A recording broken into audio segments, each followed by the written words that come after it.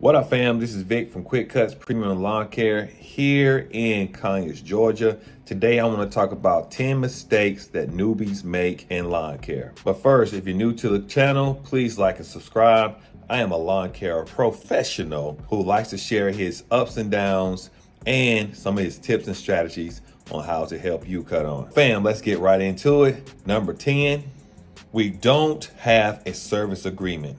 That's right, fam. As a newbie, most of the time, you don't have a service agreement for your clientele. And when you don't have a service agreement, we already know how that's going to work out. It's going to work out into the clients or customers' benefit because you said something that they heard you say, but they don't really hear what you said. They really hear what they want. And sometimes those two things do not match. So, fam, if you're new to this business, the idea is to put it in writing as soon as possible. Number 9, not having a policy when a client pays late. Fam, right now I'm telling you that if you're just getting into this business and you allow your clients to pay late with no consequences, that's what it becomes. They're going to become a late payer because they don't think about you. They think about their cell phones, they think about their light bills, they think about their water bill. Why? Because those 3 things have a late penalty if you pay late. In our case, we have a late fee of $9 if we do not get paid the same day of service. No, newbie, do not wait till they owe you 4 cuts. 1 and done. Number 8, and which is very important, you need to have insurance. Fam, the way this business works is you got to have some form of coverage because if you go out there, you're going to bust out a window, you're going to bust out a patio window, and that's $500 patio window, get it replaced, car windows. And if that happens, you want something that can cover you just in case you hit someone's AC unit. That can be $5,000. And yes, it doesn't happen to some of the best people. So you definitely need an insurance policy cover your butt. Don't go out there with no coverage. Number 7, stop doing extra work for free. It is not free. It's your time and your energy. So if you see something like a flower bed that needs to be cleaned up, you see some hedges that needs to be cleaned up, you can do one or 2 things. You can notify the client immediately and say, hey, to take care of this, it will cost X amount of money. Don't go back and forth with them on how much time it's going to take you. Let them know what the price is. Or you can put it in your notes for yourself and send them a quote for the next time you come out and service their yard. The reason why this is important is because if they think that hedges and the mulch bed is part of your service, they won't be mad at you if you tell them early. They will be mad at you if you tell them, hey, look, it's going to take me 3 hours to do this, and this is a whopping big price. They're going to be frustrated saying, I thought that was part of your pricing, which goes back to my first thing, put it in writing. Number 6, you need to have a service system. Most newbies do not have a service system. Basically, it means that you know when this yard is going to be serviced on a bi-weekly basis or a weekly basis. And part of your service schedule or system is to say, hey, absolutely 100%, there is no skipping in my service, which you need to put in writing and let them know. We do not skip services. And if we do get a skipped service, you are going to be charged a cancellation fee. Notice I said 2 things that I already previously said is because most of us are afraid to make a policy that benefits us. And there's nothing wrong, fam, of you having a policy that benefits your business and not put you in a financial bind when clients decide they don't want you to cut their yard or they ask you to skip. The answer is no on skipping. Follow my policy. I gave it to you in writing. Number 5, newbies or even some of us who've been in it for a while is afraid to say no. Stick to your guns, fam. Now, it's one thing to give a person a discount, and I do sometimes. Occasionally, I do give a discount, but it's because I'm already in that community and I already got 2 or 3, and I'm trying to grow that community where my truck sits there and it just cuts yard. Now, if I give a discount, believe me, it is in writing that I show them that it is a discount. The reason why I'm sharing this with you is because I still want the client to know, hey, I gave you a discount and next year this could be your price. That's the whole point of putting it in writing so they can see the benefits that they're receiving from you. Fam, don't be afraid of saying no to certain jobs. Sometimes I get out there to do a leaf job, and the leaf job is more than what I can equate for myself, how much time it's going to take to get the job completed.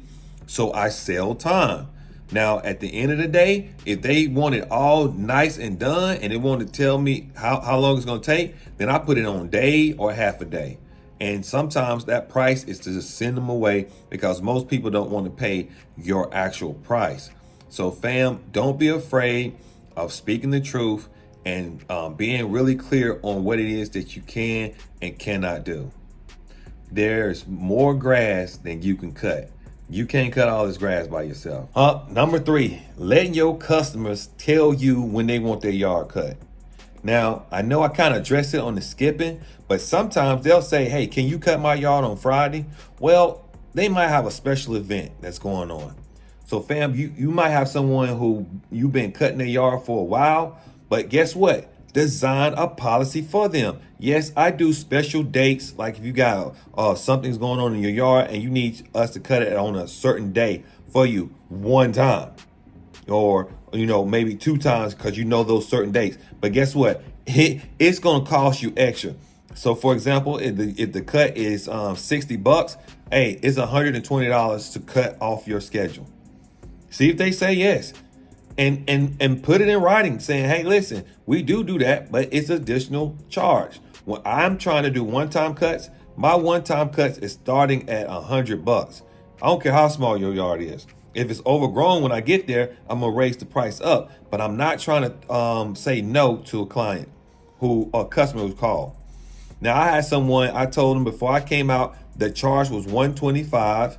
And if I put you on the schedule and you cancel on me, it's a $25 cancellation fee. Now, their car is on file. Understand me. I send it to them in writing.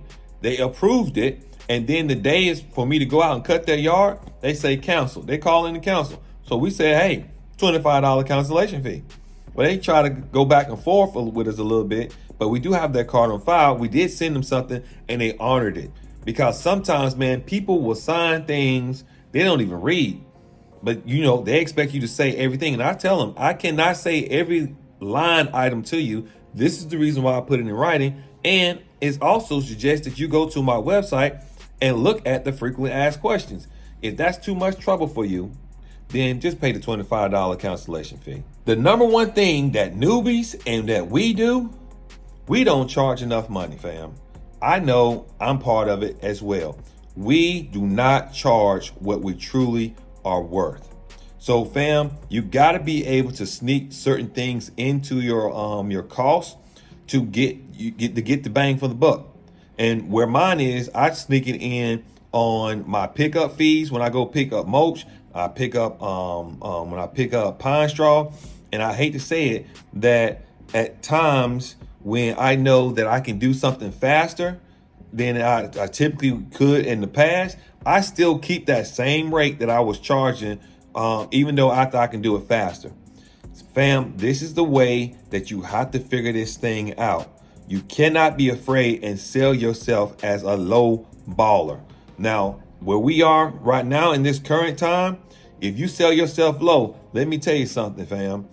We turned in a mower just a couple of days ago, and they said it was a 3 to 5 week turnaround. Now, understand why I'm saying this. I'm saying this because that if your mower goes down and break, and you don't have enough money to buy another mower to be your backup mower, because that's the way it works now. Ain't no more backup mowers in these places. They don't have them. They don't have them anymore. Back in the day, they used to sell that, but you ain't got it. You got to buy a backup mower now, and you cannot afford to go cheap to get into this business. Now, at the end of the day, I understand your budget is your budget. Where you are financially is where you are financially. But if you think you can just go and pick up something easily, you got another day coming. This whatever went on with the COVID, it done changed the game. And at the end of the day, you need to cover your own butt. You need to raise those prices. I'm talking to me too. And especially if you're coming in right now, go ahead and turn it up.